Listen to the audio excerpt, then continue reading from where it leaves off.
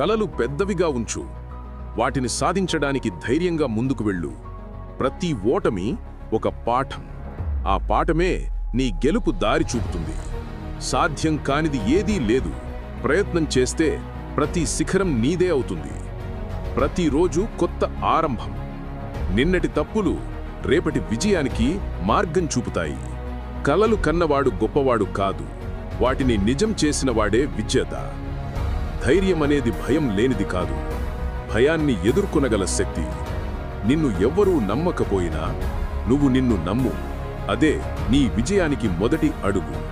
పనులు మాటల కంటే బలంగా మాట్లాడుతాయి.